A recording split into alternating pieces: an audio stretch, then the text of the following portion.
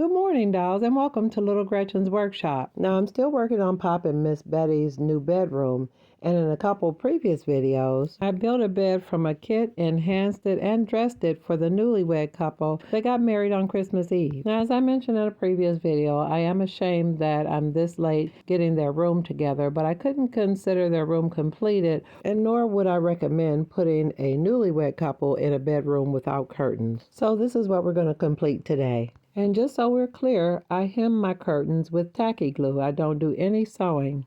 And to see full step-by-step instructions on how I do my curtains, I will leave a link to the playlist.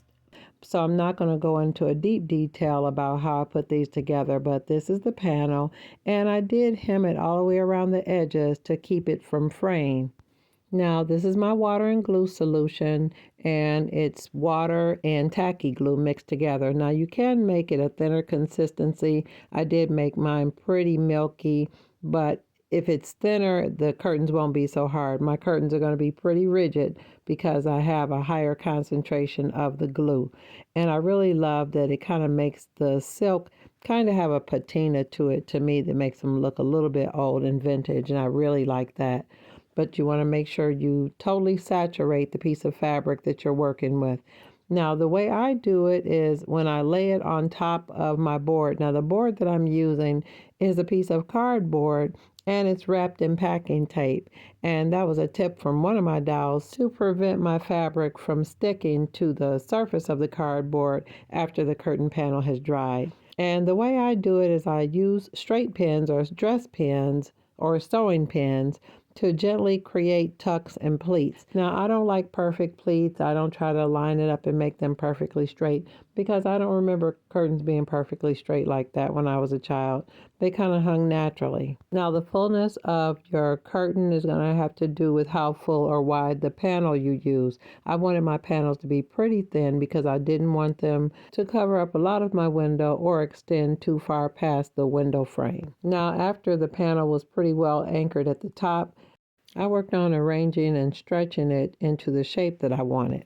Now you can see in this frame I'm kind of stretching it and creating really, really gentle, soft pleats with my needle tool. Nothing rigid, just a natural drape.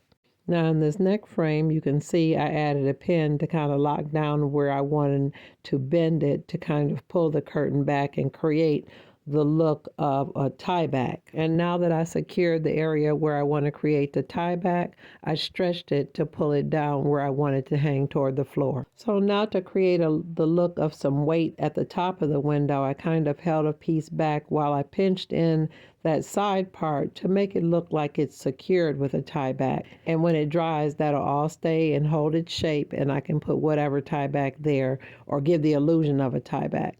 Now, I'm pulling my pins out of this magnetic tray. I use that to keep things in place, but I really need to find my pin cushion so I can use it because that's a lot more convenient. So I hope this was enough to kind of give you an idea how I created that type of panel. So I'm going to go ahead and finish the fourth one off camera and then allow it all to dry. And the link to the curtain playlist will be in the description. Now, dolls, here are all my panels. They're all done. They're dried. And they're all rigid, so I'm not worried about them coming loose.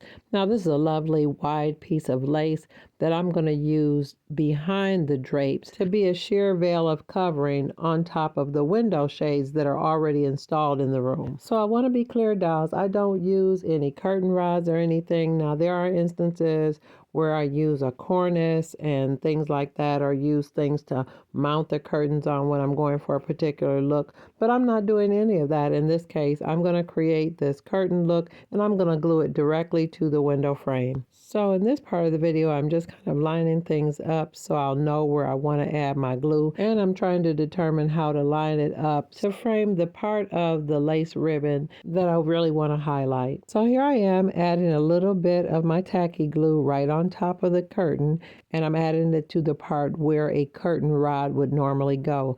Now I'm pressing it right directly on top of the wide piece of lace, leaving it where it's going to expose the part that I mentioned that I want to showcase, and just gently pressing it down. Now while I was working, I looked at the part that I trimmed off the lace and realized I wanted to use it as the valance because it really looked cute. It had a nice shape to it, and I think it'll finish off the top of the curtain really nicely. So after I confirmed my decision to use this remnant piece of the lace as my valance, I trimmed it off and wanted to line it up to make it look centered.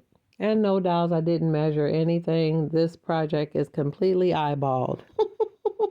So in this frame, I've already added my glue, and I'm just positioning it so that it will cover up the top of the curtain, line up with the window frame, and cover the sides of the silk panels.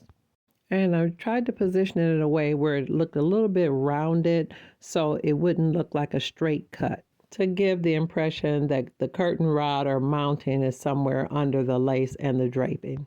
And I did add little bits of tacky glue here and there just to make everything stick because I didn't want it bowing out or looking like the draping was flying away. So you don't want to add big globs, but little dabs and taps of glue just to keep everything in place.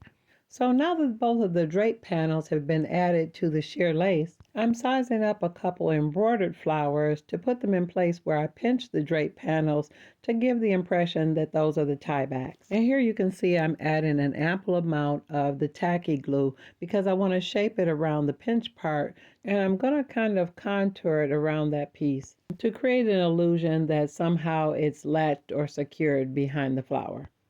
So let's look at it all complete.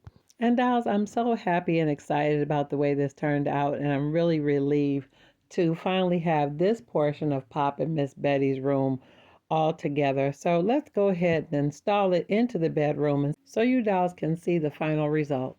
And here we are back in their bedroom. So let me move the high boy out of the way while I do this curtain installation. And it's the perfect size. It fits. I'm not using any curtain rods or anything. I just glued it right to the frame. And here we are. This is our completed look. And dolls, I have to say that I am so pleased and so excited about how everything turned out. I think the tones in the curtains really pick up the tones that are in the bedspread, and they complement the colors that are on the wall. Now, if this is your first time watching and you want to see more content like this, go ahead and subscribe. And always look for me on Mondays after 7:30 p.m. Eastern Standard Time. And I want to say a warm welcome to all my new subscribers. And I'm sending out a big virtual hug to all of those who've been with me and ridden the wave here on the channel. And really quick, I want to let you know that Little Gretchen's Workshop now has an eBay store. And I want to say a big thank you to all those of you all who have purchased from the store, and I appreciate you for letting me know you've received your items and that you're happy with them. And as I've been working on so many new creations, so I have a lot of things to list, so let me get back to work. And until next time, I'm looking forward to seeing you all right here on Little Gretchen's Workshop. Bye-bye now, dolls.